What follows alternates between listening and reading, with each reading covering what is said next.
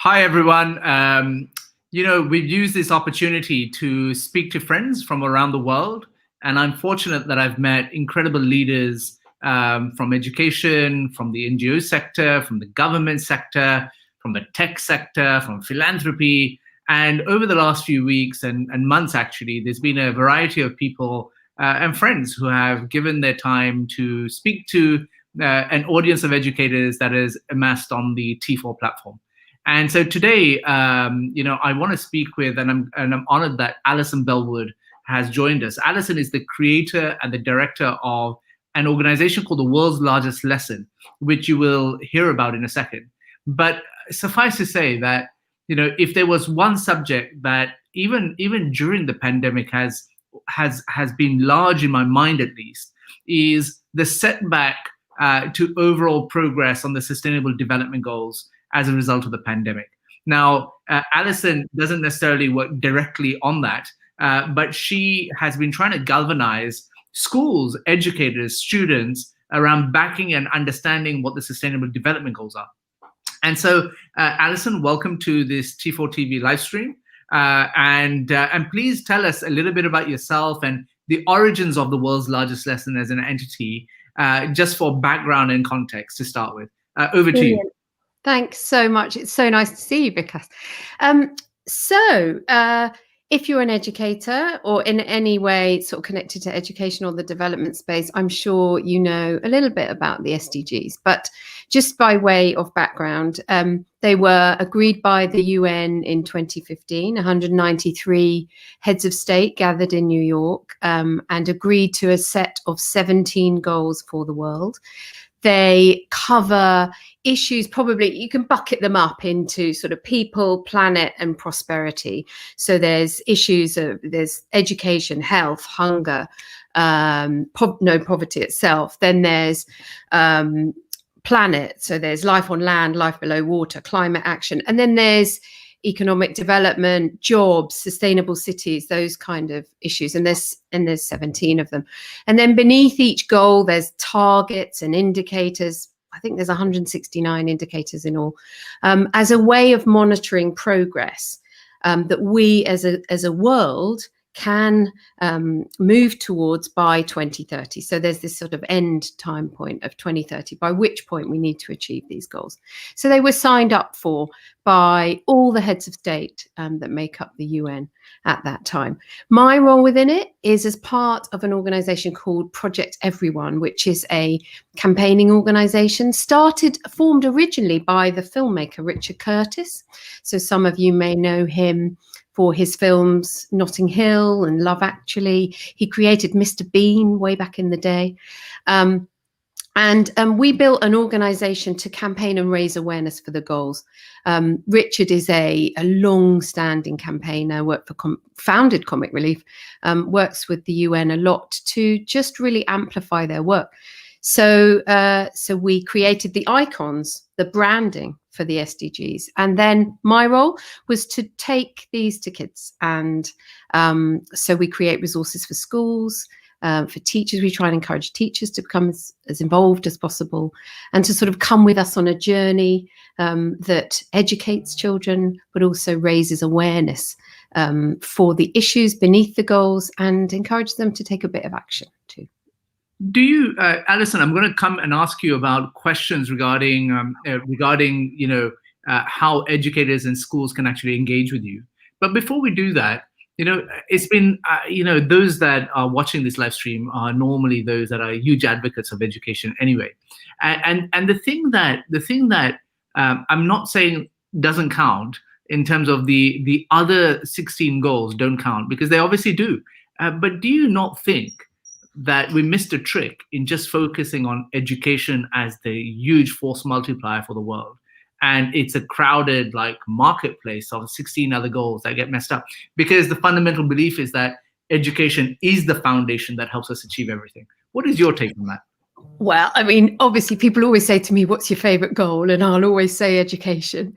But the truth is the way that the goals were sort of decided upon was as a result of public consultation. It was the largest public consultation in history. So really asking across the world what people thought was important.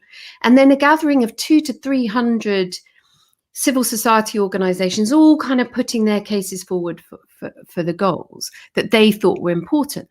And where we ended up was a really odd number, but a number of goals that really do intersect with each other. And I think one of the things that came out at the beginning was that these goals, say compared to the MDGs, which were 2000 to 2015, these goals were really interconnected. And so you could look at the 17, sometimes if you imagine, to me, I imagine like there's a grid of them, you could press any button, any goal, and you can see the interconnectivity between all of them.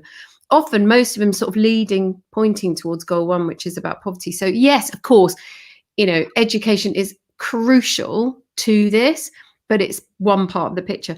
One thing to note though, which I always do state with pride, is that in every goal, either in the target or the indicators, is a reference to education itself.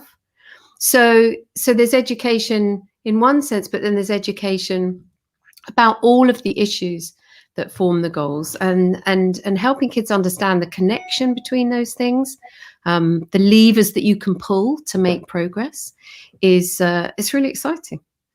So Alison, today we have people from all over the world. You are talking about the world's largest lesson. We have Akhil Dalla from Tanzania. We have Paul Topping from the Netherlands. We have Genevieve from France. We have Daniel from Spain. We have Moses from Canada, and the list goes on. So in terms of like this very global message that you are delivering, is fundamentally obviously very crucial. But what is it, education is very local, right? And so what is it that the common folk can do to help support the SDGs? Yeah.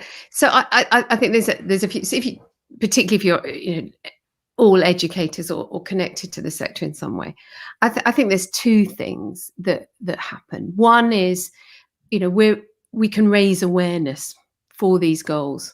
They're only going to get achieved if the world at large and citizens get behind them and kind of create our own accountability mechanism to see them achieved. That it hasn't yet happened to my knowledge, but wouldn't it be amazing if a general election in a country was run on a ticket around, a leader's commitment to deliver the goals in their country? That hasn't happened yet, but wouldn't that be amazing? And that will only happen if the citizens of that country do it. So teachers, and there are 80 million teachers across the world. I think it's the largest single profession. Teachers are people too. So as a mass group of people who could get behind something, campaign for issues, not just for education, but others too, that's one way. And of course, teachers have an incredible multiplying effect, because one teacher who teaches 30 kids of all ages can then multiply that message. And beyond that, those children can take that message home into their communities and spread the word that way. So I think there's awareness, and then there's of course action. I've mentioned teachers taking action, teachers campaigning themselves, but also teachers kind of bridging the gap between learning and action within what happens in the classroom, and encouraging children to take this sort of global message and this global ambition with the sorts of resources that we create. So it's about sort of thinking about your country, thinking about what you want for it, drawing it, having a debate locally with your peers about what you think's most important where you live, looking where you live. Go out, have a look, use your local environment as your textbook, and just think about the goals, see them everywhere, and then decide what action you might want to take locally. So you can create this sort of global to local. This word glocalization is knocking around, isn't it? But you can, I think, use a sort of universal message, bring it down locally, and then do something. I was just talking with my team earlier today about a girl who, we did a project in Nigeria, an amazing project, and a girl who had a kind of what we would call a sort of global lesson about the goals, but then just decided that in her world, what was really bugging her was that she thought her father was treating her differently in the home than he was treating her brothers. So using the sort of banner of gender equality, she went home and she said something. So it's a bit all power to you. But obviously in the UK where I am, sometimes, it's different issues. It could be about plastic. It could be about pollution, clean air. It's all those things. Find it where you live and make the connection yourself. So I'm going to come back to you in regards to actually other practical examples of what happens in classrooms around the world. But, whilst you were speaking, I saw Alejandra from Argentina pop up and said hello. And, the comment you were making at that time, can elections be fought on the basis of education? And in recent history, I remember, for example, Tony Blair saying when he was asked, what his government's priorities will be, and he said education, education, education, and then he went to win a landslide. But that was quite some time ago now, right? 1997. And since then, there've been others Mauricio Macri in Argentina, and that's why I was thinking about Alejandra. And what she was saying was that he fought on the basis of an education revolution. And most recently, the president of Ghana, also fought on the basis of free universal education, which became quite a topical conversation during the election. And my friend Melinda, who's watching from Chicago, Joe Biden obviously is a huge supporter of education. Yes, hooray! And he says his wife is a teacher, right? And they've put a teacher as the Secretary of Education in the US. And so the question really is in terms of, okay, given the kind of support that governments and head of governments can put behind SDG 4, which is to raise the quality of education for everyone. If I was a classroom teacher, right, what is my role in that? And what I'd love for you to tell me is, or us rather, is what are the practical classroom manifestations of the toolkits that you create and the campaigns that you create, and what changes have you seen as a result of it? I'd love for you to say a little bit more about that. Yeah. So we create a real variety of different kinds of tools that teachers can use. So there's some that just talk about the goals as an ambition, some that really dig into gender equality, say, some that encourage you to use tech tools to look at what's happening for climate change where you live. And we then add to each of those some kind of idea for action. Often it's a collective conversation in the classroom and then a decision to do something as a group. Sometimes that action might be, let's think about food, for example. It might be to run a project in your school to monitor food waste and to then really kind of talk to the whole school about changing things and sort of running your own little campaign. Another example live right now, because we've not long since launched it, I love it. It's a really fun activity that is basically, it's a lesson for kids to teach to their school leadership or like local leadership, government leadership, about how they should listen to them. So that it's kids kind of saying, you need to create space for us to be heard. We have absorbed everything for a long time. We're told how to listen, because you'll know your children might have said at some point, oh, whole body listening, that I'm sitting there listening. So this is about kids teaching adults how to listen to them, making the space for them to share how they feel about climate change, which is a hugely emotive issue right now. And we're seeing a lot of climate anxiety. So that's another sort of example. Beyond that, what we try and encourage kids to do is to develop their own ideas as to what actions are. Having said that, we're just about to launch a really specific request for kids and teachers to get behind the call for climate and environmental education to be formally put onto curricula. It is the right time to do that. We've got COP coming up at the end of this year. The climate agenda is building and building and building. And if we could add kids' voices to that, there's huge numbers of people campaigning, organizations really getting behind it.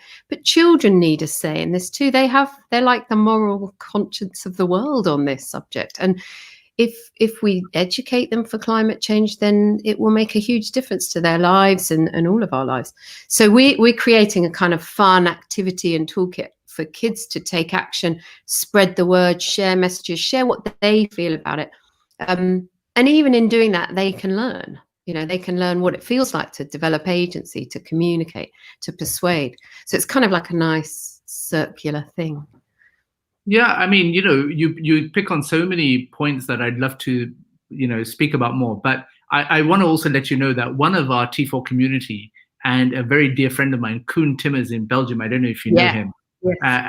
And what he's doing with regards to his project is incredible in terms of engaging schools on climate and education. And during World Education Week, actually, which was in October, Alison, I know that you helped us a little bit with regards to referring some schools to that initiative. One of the standout showcase events was a school in Bangladesh, which was a boat school run by BRAC, the NGO. But yes, of course, the boat was interesting in the sense that who wouldn't like a boat school in that sense, right? But what they did, which was really magical, was they'd created this curriculum that led to greater climate resilience in their kids. And so when I think about lessons being learned from other parts of the world, here is a lesson, and Bangladesh has absolute legitimacy to talk about this, given the climate crisis and its impacts on their country, that we could learn from in other parts of the world, right? And so I think these are the kinds of things that are quite important, and why I was excited to get you on here and to show actually action projects that you guys have been doing to support the SDGs. Now, Alison, in terms of when you think about the pandemic, right? What's been the impact of the pandemic on the SDGs? Well, I mean, as you can imagine, not good. It wouldn't have been true to say that we were on track beforehand.